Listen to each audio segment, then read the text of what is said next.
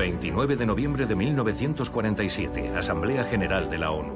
En la orden del día, la partición de Palestina en 2 estados, uno judío y otro árabe. Para que sea adoptada la resolución, ha de ser votada por 2/3 de las 56 naciones representadas. La mayoría de los delegados de la agencia judía regresa a Palestina ante la imposibilidad de un voto favorable. Solo el director de la Comisión de Naciones Unidas por Palestina, Abba Eban, decide quedarse. Confía en que se produzca un vuelco en la situación. Cogimos un mapamundi y partimos al asalto de las delegaciones presentes. Nos faltaban 3 o 4 votos. Solo nos quedaban ya unas horas. Estábamos mandando telegramas, sacando de la cama a personalidades influyentes para embarcarlas en misiones que parecían imposibles. Cada cual ejerció su influencia en un esfuerzo desesperado por inclinar la balanza a nuestro favor. Así lo cuenta Abba Eban. Sabíamos que Francia tenía la intención de abstenerse. Convencí a Chaim Weizmann, que dirigía nuestra delegación, de que contactara con Leon Blum, que había sido presidente del gobierno del Frente Popular en 1937 y 38. Hacía tiempo que se conocían.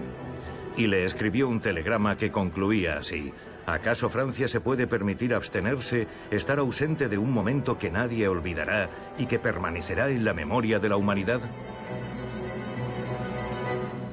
Vamos a proceder a la votación. Ya saben todos cómo se vota. Los que estén a favor, que digan sí. Los que estén en contra, que digan no. Y los que se abstienen siempre han sabido qué deben decir.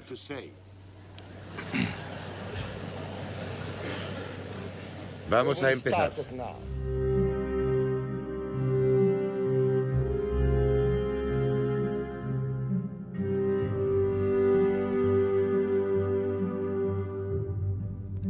En 1896, un joven periodista austrohúngaro, Theodor Herzl, alarmado por el ascenso del antisemitismo en toda Europa y profundamente marcado por el caso Dreyfus, publica El Estado de los Judíos, donde escribe: si así lo queremos, no será un sueño. Si se nos da plena soberanía sobre una parcela suficiente de la superficie del globo que pueda satisfacer las necesidades legítimas de nuestro pueblo, nosotros nos ocuparemos de todo lo demás.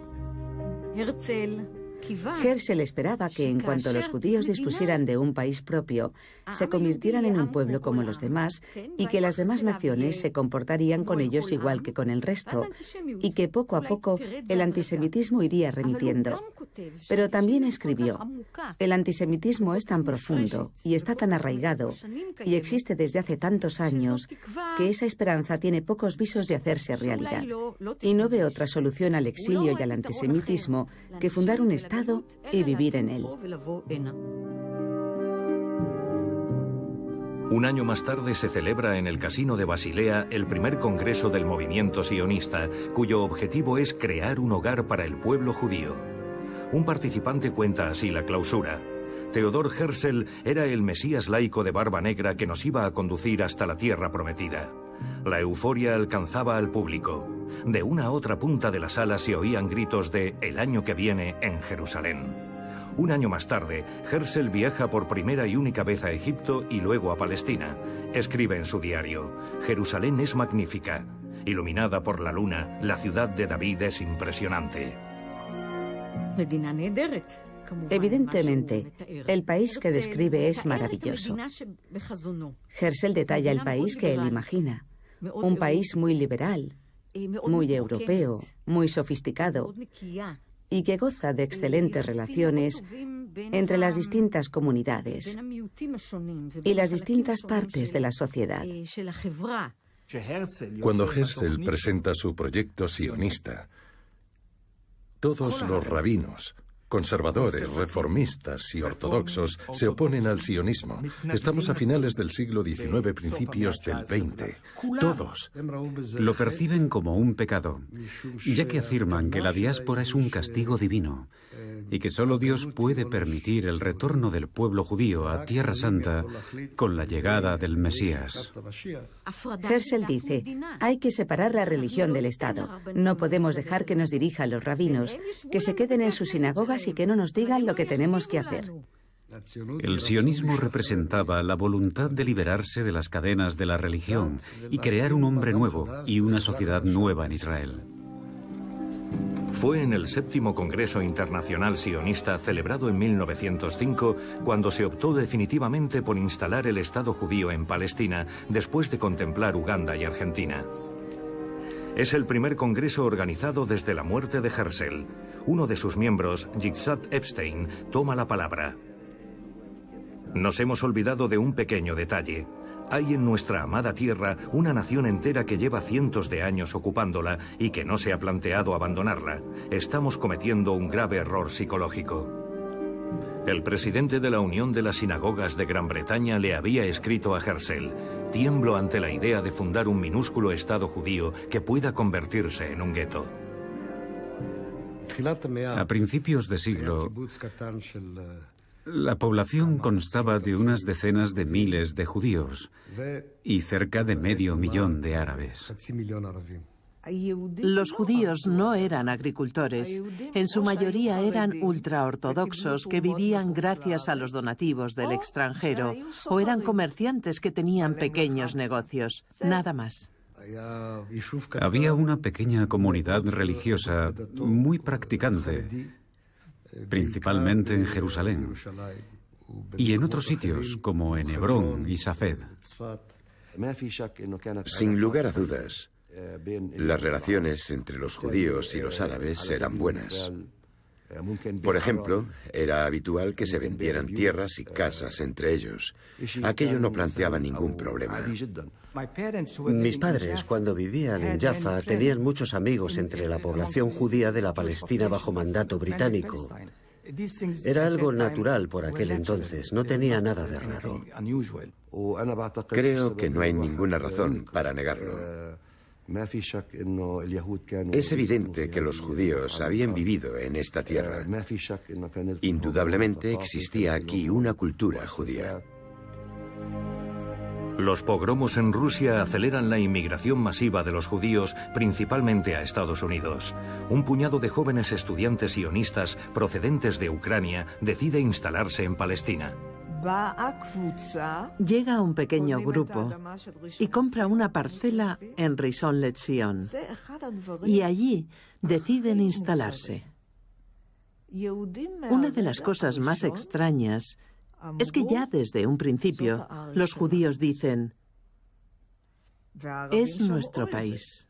Y los árabes lo oyen. De hecho, la llegada del primer judío es el preámbulo del conflicto árabe-israelí. En este sentido, podemos decir que el germen del conflicto está presente desde el comienzo. Unos jóvenes idealistas vinieron aquí a trabajar la tierra y se dijeron: vamos a crear una colonia modelo en Israel. Hay textos de 1907 y 8 que dicen: esa historia es un gigantesco proyecto para desalojarnos de nuestro país. Las condiciones de trabajo tan duras en este país, en lugares donde estaban lejos de todo, los condujo a buscarse un modus vivendi en el que todo se pusiera en común. Y así fue como nació el primer kibutz. El primer kibutz, o aldea colectivista, lo crean en Palestina en 1909 unos jóvenes idealistas emigrados de Europa, deseosos de tomar parte en la creación de un nuevo Estado con un nuevo estilo de vida. Mi abuelo trabajaba en el barro, desecando pantanos. Mi abuela partía piedras con un mazo. Vivieron en una tienda de campaña durante 5 años. Para el conjunto del mundo occidental, las tierras de Palestina están abandonadas, casi deshabitadas. Es un país desolado hecho de desiertos y pantanos. Seguro que conocen el popular dicho: era una novia hermosa, pero ya estaba casada. Pero ellos no eran capaces de admitir esa verdad. Así que se inventaron un famoso eslogan para justificar y dar legitimidad a su proyecto de instalarse en el territorio de la población local. Y era lo que iban diciendo por el mundo: una tierra sin pueblo para un pueblo sin tierra. Era una mentira descarada. Contaban que habían transformado esa tierra en un paraíso. Era un sitio totalmente desértico, pero menos mal que llegamos nosotros. Ese era el discurso. Pero ese relato del territorio desértico se remonta al siglo XIX, al periodo en el que las potencias europeas ya empezaron a describir la Tierra Santa como una tierra devastada, a la que había que resucitar como fuese. Los musulmanes no eran recelosos antes de la creación del movimiento sionista. No sospechaban que un día esa relación entre judíos y árabes se pudiera transformar en algo que le costaría tan caro al pueblo palestino. La colonización judía es, en parte, responsable del deterioro de las relaciones entre judíos y árabes. Y es que desde un principio se decidió que no se iba a utilizar mano de obra local árabe. Impulsados por el movimiento sionista, cada vez son más los judíos que se compran tierras en Palestina. Entre 1908 y 1913 se crean 11 nuevas colonias judías. Aparecen entonces las primeras muestras de oposición al movimiento sionista. Algunos árabes protestan contra la venta de tierras a los judíos. Todas las personalidades árabes palestinas han vendido tierras a los judíos. Tenemos esas actas de venta. Nuestras relaciones cambiaron. La gente notó que había un problema. ¿Cómo puede un árabe convivir en paz con alguien que llega y compra una tierra, pero quiere crear un país judío? No un país judío y árabe, un país judío. Las tensiones aumentaron progresivamente. Se acrecentaron debido a las olas sucesivas de inmigrantes. Fue entonces cuando los árabes empezaron a notar que el país se les estaba yendo de las manos. La Primera Guerra Mundial trastocará la geografía de Oriente Medio. El Imperio Otomano es desmantelado por los tratados de paz. A excepción de Turquía, Oriente Medio es ahora administrado por las potencias occidentales. Los acuerdos secretos Sykes-Picot entre Francia y Reino Unido atribuyen Palestina a los británicos. Los británicos hicieron todo lo posible por dotar de un Estado a los judíos en Palestina, por no hablar de la Declaración Balfour, que prometía esa tierra a los judíos. Para garantizar una presencia occidental, en noviembre de 1917, el ministro de Asuntos Exteriores de Reino Unido, Arthur James Balfour, le dirige una carta abierta al líder del movimiento sionista, Lord Lionel Walter Rothschild. Escribe: el gobierno de Su Majestad vería con buenos ojos el establecimiento en Palestina de un hogar nacional para el pueblo judío y pondrá todo su empeño en facilitar la realización de ese objetivo, dejando bien claro que no hará nada por vulnerar los derechos de los colectivos no judíos que residen en Palestina. La Declaración Balfour de 1917 es la declaración de un colonialista que le hace a alguien un regalo que no le pertenece. En 1917, en el momento en que el gobierno británico adoptó el proyecto sionista de fundar una patria nacional para los judíos en Palestina, los palestinos representaban el 98% de la población. La cifra más fiable se remonta a 1919, cuando los ingleses tomaron posesión del lugar.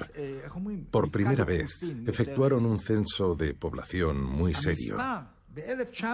El resultado es que en 1919 hay 700.000 árabes y 70.000 judíos. Desde un principio, los británicos tienen una conciencia aguda del hecho de que, para poder quedarse más tiempo, tienen que dividir. El primer acto de partición es un acto de perversión absoluta. Ya en el primer censo que hacen los británicos, crean unas categorías que no existen en los censos. Crean una categoría de judío y crean una categoría de árabe. Y esa fue siempre su idea. Dicho de otro modo, su idea es: hagamos que se peleen entre ellos y así seremos eternamente los árbitros del juego.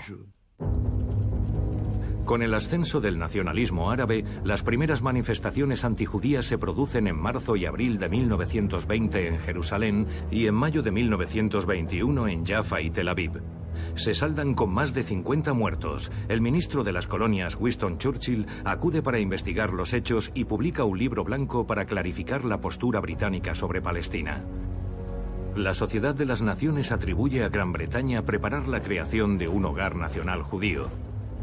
Entre 1924 y 28, más de 60.000 judíos llegan a Palestina. En agosto de 1929 estallan las protestas entre musulmanes y judíos en torno al acceso al Muro de las Lamentaciones. 2 días más tarde comienzan los rumores de un ataque judío inminente contra la mezquita de Al-Aqsa. Las agresiones árabes a los judíos empiezan en la ciudad vieja de Jerusalén antes de propagarse por toda Palestina. 67 judíos, entre ellos mujeres y niños, son asesinados en Hebrón.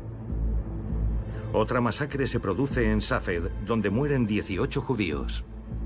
Durante una semana de enfrentamientos, 133 judíos mueren a manos de los árabes. Un informe británico precisa, son manifestaciones locales de animosidad y hostilidad de los árabes hacia los judíos que se derivan de la no realización de sus aspiraciones políticas y nacionales. El partido nazi llega al poder en 1933. Comienza la persecución de los judíos en Alemania y Austria. En 1933, Adolf Hitler y su ministro de propaganda Joseph Goebbels organizan el boicot a los comercios de los judíos. La agencia judía firma un acuerdo con el Ministerio de Economía del Tercer Reich que permite a los judíos alemanes emigrar a Palestina si abandonan la mayor parte de sus pertenencias antes de irse. Entre 1933 y 39, la llegada de decenas de miles de inmigrantes impulsa la economía. Es una emigración de intelectuales, científicos, arquitectos, artistas. Se crean numerosas empresas. La población de Tel Aviv, creada en 1909, se ha triplicado y cuenta con 150.000 habitantes. La población se agolpa en las playas y en los sitios de moda. Ayer, en la esquina entre las calles Allenby y Bialik, se inauguró un elegante café digno de las mayores capitales europeas. Escriben en el periódico Haaretz. En 1935, David Ben-Gurión es nombrado presidente de la agencia judía. Llegó a Palestina en 1906 con 20 años desde una pequeña ciudad polaca para participar en la creación del nuevo Estado. Quería ya mismo un país para los judíos, pero sus amigos entendieron que iba a llevar su tiempo. Ese mismo año es nombrado jefe de la Haganá, el grupo armado de defensa de los judíos de Palestina prohibido por los británicos. En abril de 1936, los árabes lanzan un llamamiento a la huelga general exigiendo el fin de la inmigración y la prohibición de vender más tierras a los judíos. La oposición árabe-palestina culmina con la Gran Revuelta de 1936. Se oponen al sionismo y a la presencia británica en Palestina. Las revueltas se saldan con un número muy elevado de muertes. Varios cientos de árabes serán abatidos por los ingleses y más de 300 judíos hallarán también la muerte. El Alto Comité Árabe se constituye en octubre bajo la dirección del Gran Muftí de Jerusalén, Amin al-Husseini. El muftí era el dirigente del pueblo palestino. Era un ser abominable, nacionalista y pronazi. No solo porque los nazis eran los enemigos de los británicos y los judíos, sino porque además simpatizaba con la ideología nazi. Lanzándose en brazos de Hitler en Berlín, el muftí de Jerusalén hizo gala de una ceguera absoluta, demencial. El muftí acudió a Berlín e intentó crear secciones de las SS musulmanas. Quería poner en pie una unidad conjunta con el ejército alemán para venir a matar judíos a Palestina. El muftí no tenía ningún peso en Alemania. A Hitler le daba igual el muftí, pero trabó amistad con Eichmann. A comienzos de 1936, Eichmann dirigía el departamento de judíos de la Gestapo y se le envió aquí para comprender cómo vive el enemigo es decir, para aprender hebreo, para aprender las costumbres y la forma de vivir de los judíos. Luego debería volver a Alemania, sabiendo a qué se enfrentaba, para así poder entonces ocuparse de ellos. Eso es lo que él decía. Su obsesión era comprender qué era realmente un judío. Se produjeron varias reuniones entre Eichmann y el muftí. Eichmann lo contó y el muftí lo escribió en sus memorias. Tenían un objetivo común: deshacerse de los judíos. Mucho tiempo después, pagamos el precio de la locura del muftí de Jerusalén. El historiador Haggai Horowitz escribe: la primera señal del cambio de objetivo del movimiento nacional árabe se manifestó en el compromiso del gran muftí de Jerusalén con Hitler. Por primera vez, el peligro que amenazaba nuestra existencia se hizo evidente. Ya no era algo imaginario. Fue el mazazo que cambió la naturaleza del conflicto y nuestra estrategia de combate. Los nazis ya han promulgado las leyes de Nuremberg y la vida de millones de judíos corre peligro en Europa cuando los británicos cortan las rutas de emigración a Palestina. Los que quieren huir del Reich no tienen muchas alternativas. Las demás naciones también cierran sus puertas a los judíos. En Estados Unidos, las cuotas de inmigración fijadas por el Congreso restringen drásticamente la llegada de refugiados de Alemania y Austria. En julio de 1938, la conferencia de Evian, dedicada a la acogida de los judíos perseguidos en Alemania, es un fracaso. De los 32 países representados, ninguno accederá a abrir sus fronteras. Ante la amenaza de una guerra con Alemania, los ingleses, que quieren evitar que los árabes se sumen a las fuerzas del eje, organiza la conferencia de St. James en febrero de 1939. Por primera vez reúne a judíos y árabes, pero las delegaciones árabes se niegan a hablar con la agencia judía. Los británicos consideran que Palestina es un polvorín. Publican un nuevo libro blanco que reduce considerablemente la llegada de inmigrantes y afirma sin ambages que no tienen la menor intención de crear un Estado judío en Palestina.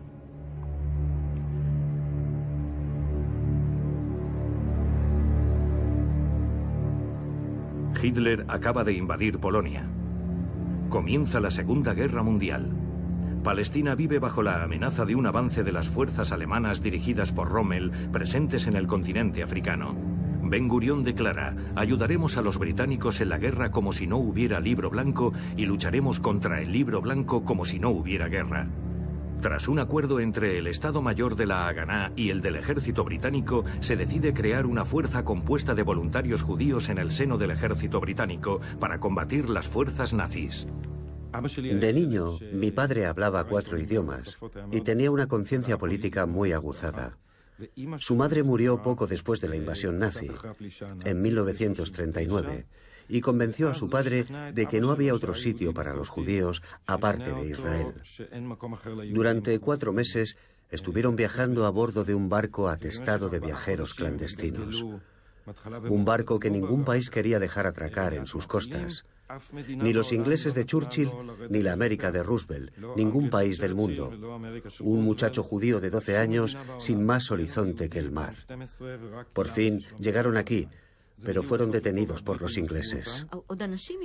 Seguía llegando aquí gente, unos cuantos miles de personas, y contaban lo que estaba pasando. Se pensaba que lo peor que podía existir eran los guetos. Pero los recién llegados empezaron a dar informaciones alarmantes sobre Polonia, noticias dramáticas muy duras, masacres colectivas en muchos lugares. No se lo creyeron. Al principio a la gente le resultó inconcebible.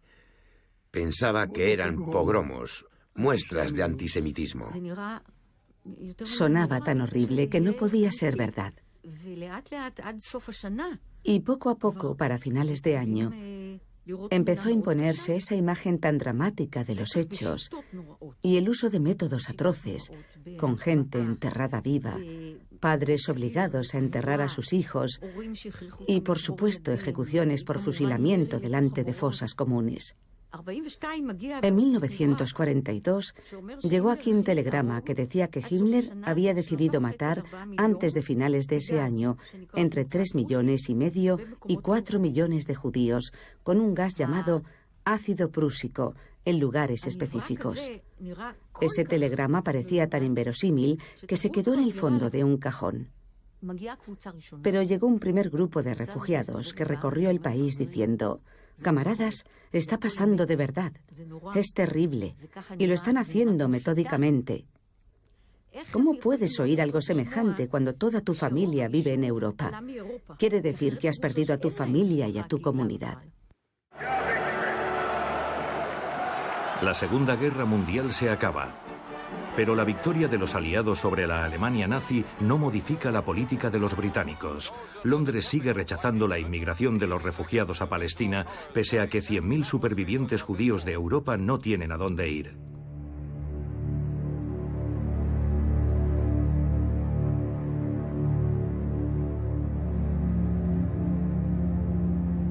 Una tercera parte de la población judía mundial ha sido asesinada en las cámaras de gas y los campos de concentración nazis. Era la prueba de que los sionistas tenían razón. Un pueblo que no tiene país es un pueblo que puede ser conducido al matadero como ganado. También porque los supervivientes de la Shoah no tenían a dónde ir. Había muchos judíos que buscaban un lugar donde instalarse. Las puertas de Estados Unidos se habían cerrado para ellos. América había echado el cerrojo. Así que aunque no se hubiera producido la Shoah, los judíos habrían venido aquí, y cada vez en mayor número. El Palmaj me mandó a Europa después de la Shoah. Y conocí a algunos supervivientes, a algunos de los judíos que quedaban en Europa. Para mí fue un impacto tremendo cuando llegué. Un día acompañé a un grupo de jóvenes que querían emigrar clandestinamente pasando por Italia y Francia. Estaba nevando. Hacía mucho frío.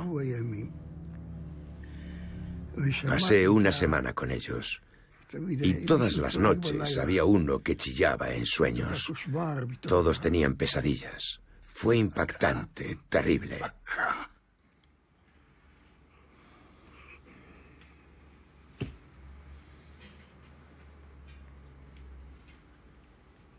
Me marcó de por vida. Tras la guerra, muchos de los supervivientes estaban desamparados, desorientados. Una gran parte de ellos, por todo ese sufrimiento y por la impresión de estar solos en el mundo. La gente estaba tan traumatizada que no podía ni hablar o contar lo que le había pasado. La mayoría había perdido a toda su familia. Cuando alguien se encontraba con una familia con abuelos, se preguntaba, ¿pero cómo puede ser? Era como las historias que lees en los libros. Nadie se lo podía creer. Nací en septiembre de 1946 en un campo de refugiados cerca de Linz, en Austria. Mis 2 primeros años de vida los pasé encerrado en esos campos. Me crié allí. En 1945, los judíos supervivientes se ven internados en campos para personas desplazadas en Alemania y Austria. Encerrados detrás de alambradas, tratados sin miramientos por los soldados aliados, no quieren volver a los países en los que sus familias fueron asesinadas. Un alto funcionario estadounidense se lo comunica así al presidente Truman: estamos tratando a los judíos como los trataban los nazis, salvo que no los exterminamos. La guerra se había acabado, pero la Shoah no. Los judíos empezaron a regresar a Polonia, Lituania, Eslovaquia, Hungría, Rumanía, con la idea de volver a ocupar sus casas, pero estaban ocupadas por otros y los mataban. Solo en Polonia masacraron a más de 2.000 judíos entre 1945 y 46. Siempre se menciona el pogromo de Kielce, pero no fue más que uno de muchos. Nos fuimos de Polonia durante el verano de 1946, después del pogromo de Kielce. Nos podíamos haber ido a Estados Unidos, pero mi madre dijo que después de la Shoah había que ir al lugar donde viven los judíos. Llegamos a bordo de un barco griego sin la autorización de los ingleses. Nos habían dado unos documentos falsos y el día de nuestra llegada había un toque de queda. Y mi madre dijo: Dios mío, ¿pero a dónde hemos llegado? ¿Qué clase de sitio es este? La llamada Operación Iglú permitirá a los ingleses deportar a Chipre a los judíos que tratan de llegar a Palestina. En sus circulares internas lo califican púdicamente de transbordo y desplazamiento para no invocar el espectro de las deportaciones.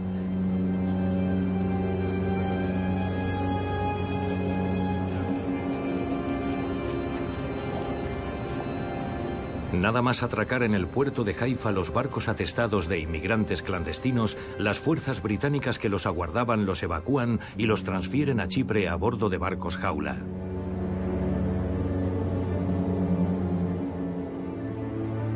Más de 50.000 judíos transitarán por estos campamentos rodeados de alambradas y vigilados por militares armados. En su mayoría son supervivientes de la Shoah.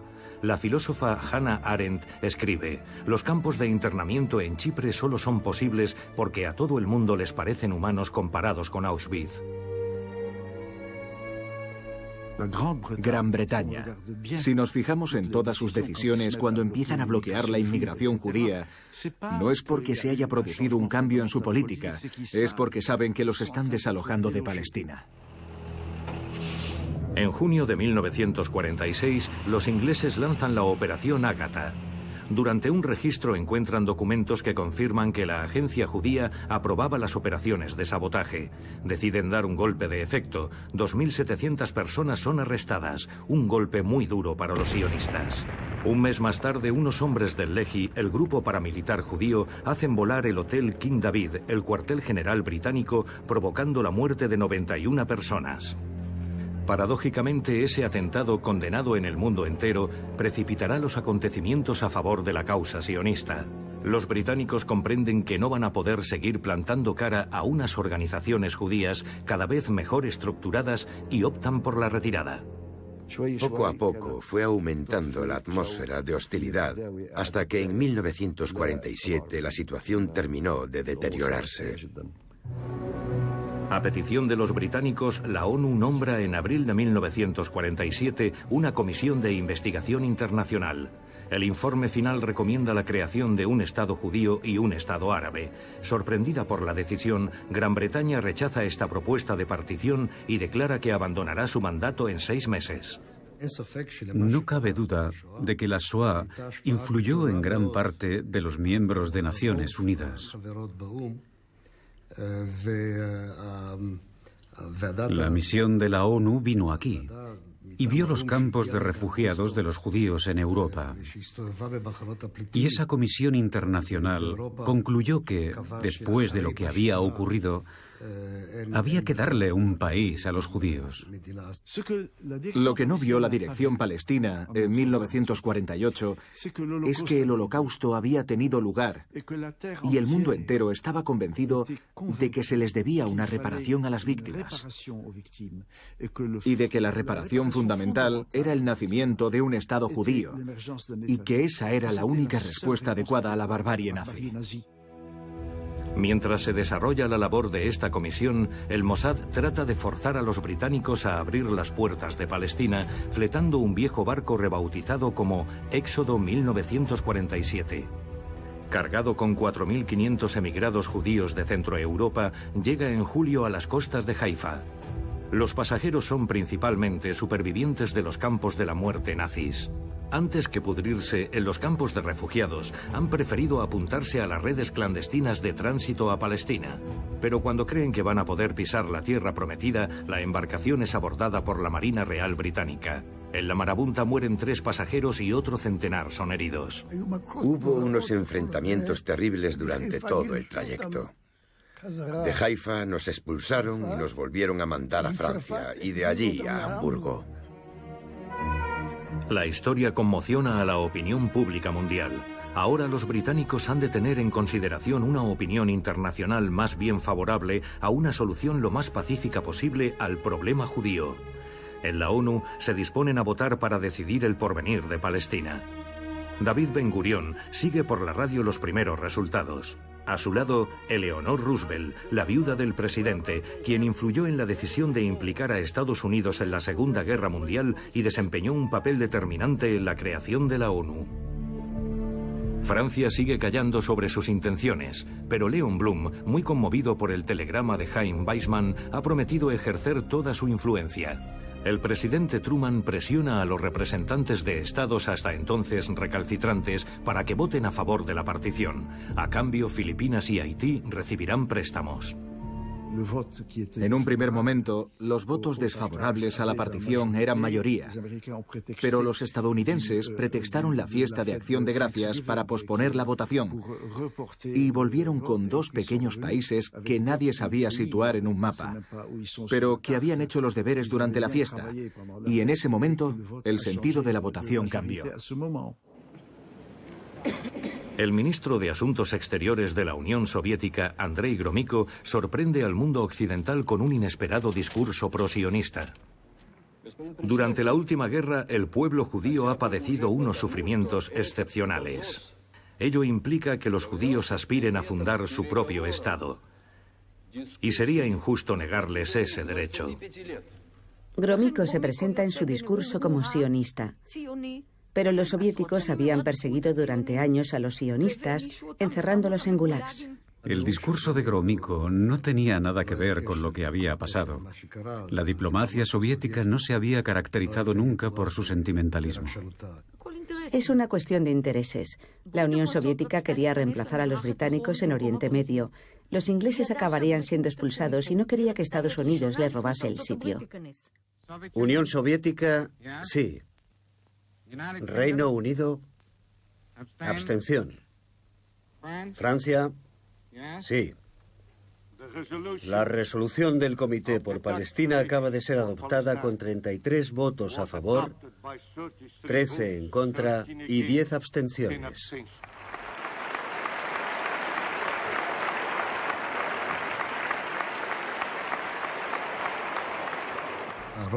La mayoría que obtuvimos en la votación relativa a la partición de Palestina en noviembre de 1947 nunca habríamos podido obtenerla antes, y ni siquiera así fue fácil de conseguir. Se dice que la decisión se produjo a causa de la mala conciencia de los occidentales por la Shoah. Pero ¿dónde había estado antes esa mala conciencia? ¿Ahora la tenían de golpe?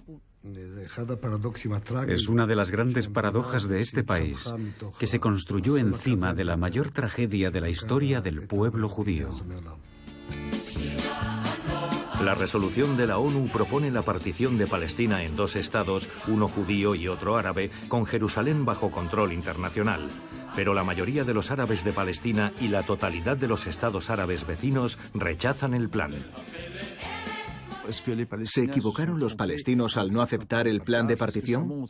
¿Demuestra esto ya desde un principio hasta qué punto eran fanáticos casi de nacimiento? La negativa árabe a dividir Palestina, que se votó en la ONU, fue un error por su parte. Con la distancia podemos decir hoy que fue un error. Se cometieron muchos, no solo en 1947. Desde su punto de vista no era un error. No estaban preparados para aceptar un país judío, y menos aún vivir al lado. Todos los intentos de Israel para dividir el país en dos han fracasado por culpa de los palestinos. De hecho, no entendían por qué tenían que ceder la mitad de su tierra natal. La incomprensión reinaba en la sociedad. Se decían, ¿pero por qué? Si los árabes hubieran dicho que sí en ese momento, ¿las cosas habrían tomado otro rumbo? ¿Se habría llegado a una situación mejor o no? ¿Los israelíes o los judíos lo habrían aceptado?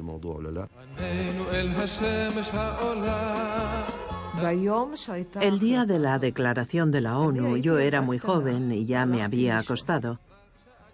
Mi madre vino a despertarme para que me acordase del día de la creación del Estado judío.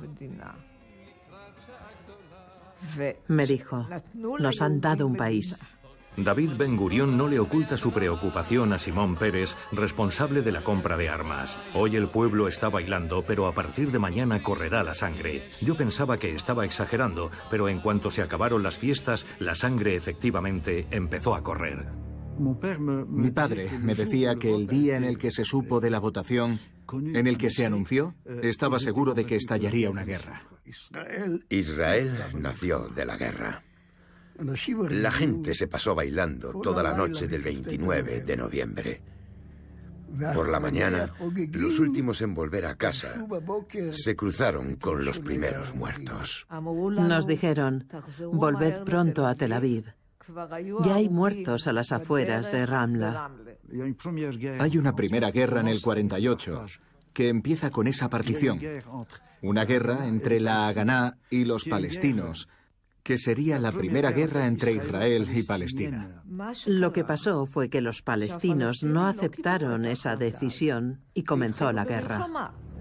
Los árabes se lanzan a cometer actos terroristas.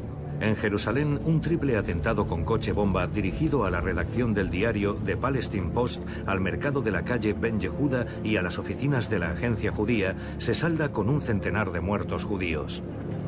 En Haifa, miembros del Irgun, organización militar escindida de la Haganá, arrojan 2 artefactos explosivos en una refinería, matando a 6 obreros árabes.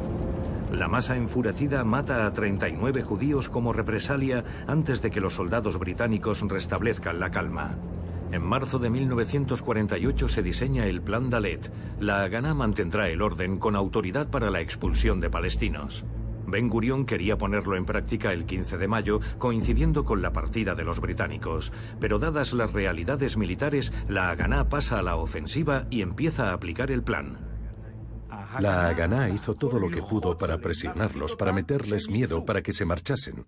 Disparaban en mitad de la noche y hacían patrullas con coches militares para aterrorizarlos. En todo momento se planteó evacuar el territorio para instalar reemplazantes, o sea que es una práctica que presupone ya una política muy clara. También están todos los planes operacionales de las unidades militares del ejército judío, que en aquel entonces era la Haganá, y cuyo objetivo era siempre evacuar el territorio. Cuando llegaron mis padres, les propusieron una vivienda vacía en Jerusalén, una casa de unos refugiados palestinos, pero la rechazaron. Les pareció raro. Se dijeron, si nosotros mismos somos refugiados, ¿cómo nos vamos a instalar en casa de unos refugiados? Hubo unas cuantas masacres que le dieron a entender a la población que si no se iban, estaban muertos, y que si se iban podían salvarse. No olvidemos que en marzo de 1948 se produce la matanza de Deir Yassin, que siembra el pánico. Deir Yassin es una pequeña aldea árabe de 600 habitantes a 5 kilómetros de Jerusalén. No es un lugar estratégico y no forma parte de las aldeas a ocupar. Sin embargo, y pese a las reticencias del responsable de la Haganá, el Irgun y el Lehi, los 2 grupos paramilitares, atacan la aldea el 9 de abril. Pero la operación está mal preparada y los palestinos les ofrecen una resistencia que sorprende a los asaltantes. Estos no tardan en sufrir 5 bajas mortales, entre ellas varios oficiales. Los hombres del Irgun y el Lehi toman entonces las viviendas una por una y hacen volar varias casas con explosivos. Tras la masacre, el número de víctimas asciende a 200.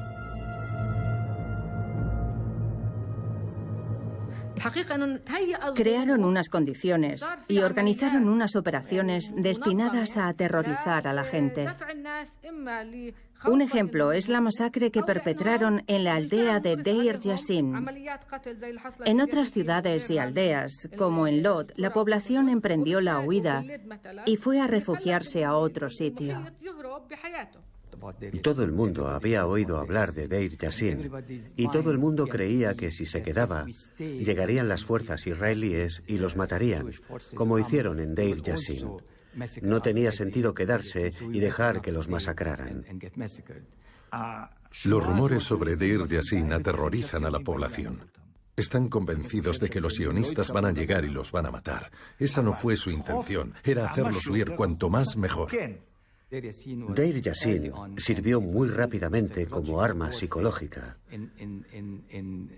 para asustar al mayor número posible de árabes y obligarlos a huir de sus casas. En las memorias del primer embajador de Estados Unidos en Israel, la noticia de Deir Yassin aún está fresca. Dice que tuvo una conversación con Weizmann, el pacifista, y le dijo que había sido una masacre inútil.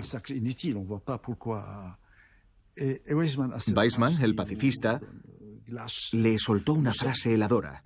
Le dijo, cito textualmente, «Esta masacre ha sido una simplificación milagrosa de las tareas de Israel. Ha convencido de que se fueran a los más recalcitrantes». A nuestros hijos se les enseña que, bueno, es muy triste que se haya muerto toda esa gente, pero que no es tan importante. Lo importante es que tengamos un país. El 14 de mayo de 1948, una muchedumbre eufórica llena las calles de Tel Aviv, ondeando banderas con la estrella de David. En Tel Aviv, puesto que Jerusalén está asediada y es inaccesible, Ben Gurión, plantado bajo el retrato de Theodor Herzl, declara con voz firme: «Proclamamos la fundación del Estado judío que llevará el nombre de Estado de Israel. Tendemos la mano de la amistad y la paz a todos los estados que nos rodean. Hay espacio suficiente en este país para nosotros y para los árabes». El Estado de Israel ha nacido. El sueño se convierte en realidad.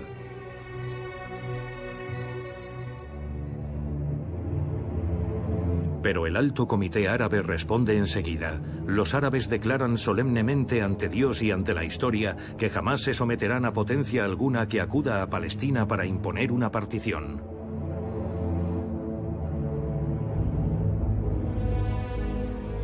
Gran Bretaña pone fin oficialmente a su mandato y sus tropas se disponen a emprender la retirada. El comandante británico entrega simbólicamente el mando de la tierra de Palestina a los líderes sionistas. Pasé varias noches sin dormir de lo emocionado que estaba. Tel Aviv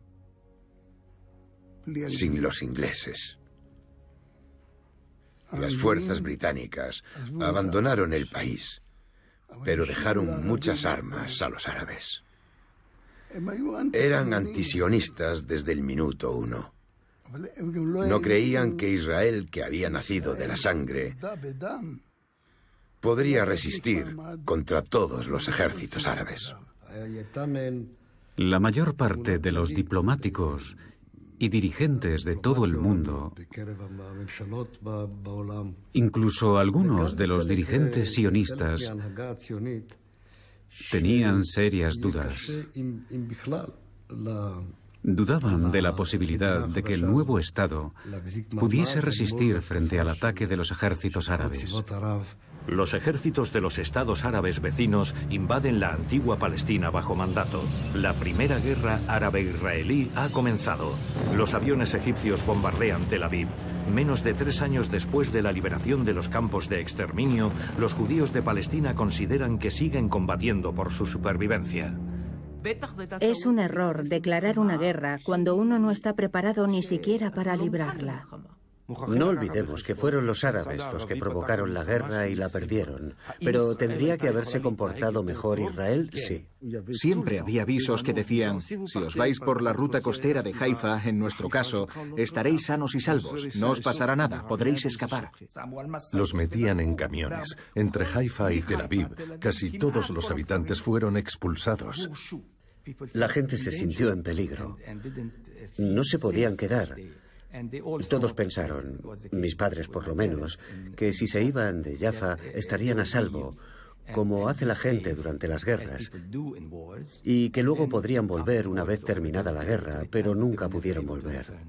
Mi padre nos había evacuado a mi madre y a mí, unas semanas atrás, en un camión con un cargamento, esa es la palabra, de mujeres y niños. Los descargaron literalmente en la frontera sur del Líbano. Y cuando la ciudad cayó, mi padre y mi hermana fueron al puerto. Se embarcaron en una de las últimas embarcaciones atracadas en la ciudad. Llegaron por mar a su exilio en Líbano. Alguien que vivió la Nakba me contó, al salir unos barcos nos esperaban en las playas de Jaffa. ¿Habían venido solos esos barcos? No. Todo formaba parte de esa voluntad de crear las condiciones para que la gente saliera. Era expulsada. La gente no se fue por voluntad propia. Nadie se va voluntariamente de su casa, de su campo, de su tierra. En tiempos de guerra, la gente tiene miedo y huye. Pero con la esperanza de volver a sus tierras y a sus casas cuando la guerra se acabe, sobre todo los agricultores. Los dirigentes árabes les dijeron, idos, vamos a ganar la guerra y luego podréis volver porque vamos a ganar. Ya recuperaremos después nuestras tierras y nuestras propiedades. Una persona que huye de su casa no tiene derecho a volver. El crimen fue no dejarlos volver. En guerra te escapas, te desplazas. ¿Por qué les disparamos cuando intentaron volver a sus casas? En julio, varios meses después de la creación del Estado de Israel, que se había producido en mayo, la gente sigue siendo expulsada de sus casas bajo coacción. Se expulsó a cerca de 750.000 palestinos antes, durante y después de 1948. Tras varias operaciones militares entrecortadas con treguas, las fuerzas israelíes ganan militarmente en todos los frentes, salvo en Jerusalén, partida en dos por la línea de armisticio que deja la ciudad vieja del lado árabe. La población judía es expulsada por las fuerzas jordanas. Cisjordania es anexionada por el Reino de Jordania y la Franja de Gaza es ocupada por Egipto. Palestina desaparece del mapa político. Al ganar la guerra, Israel conquista un 26% más de territorio con respecto al plan de partición. Controla el 81% de la Palestina de 1947. Tras la guerra en los territorios conquistados, Israel procede a ocupar nuevas tierras. Una parte son tierras de aldeas árabes que fueron nacionalizadas. No se puede ignorar, es un hecho histórico. Hasta el 47 solo se había comprado el 10% de las tierras de Palestina. El 10%. El 10% nada más. El resto de las tierras fue anexionado, expropiado después del 48, después de la guerra. La guerra de 1948 ve el éxodo de cerca de 750.000 árabes palestinos de los 900.000 que vivían en los territorios que pasaron bajo control israelí. Ya solo quedan 150.000 palestinos sometidos a la administración militar israelí. La comunidad internacional evita interesarse por los refugiados que deambulan sin saber a dónde ir. A eso hay que añadirle que en 1948 ya hay en Europa millones de personas desplazadas. Así que creían que desplazar a 800.000 palestinos autóctonos, como se decía entonces, era pan comido. En esta tierra hay todo lo necesario para llevar una vida agradable. El olor del pan al amanecer. Las confidencias de las mujeres sobre los hombres. Las nubes que imitan una bandada de criaturas.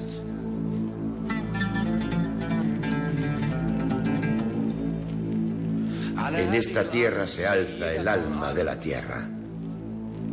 La madre de los preludios y de los epílogos. Se llamaba Palestina. Se sigue llamando Palestina. Palestina.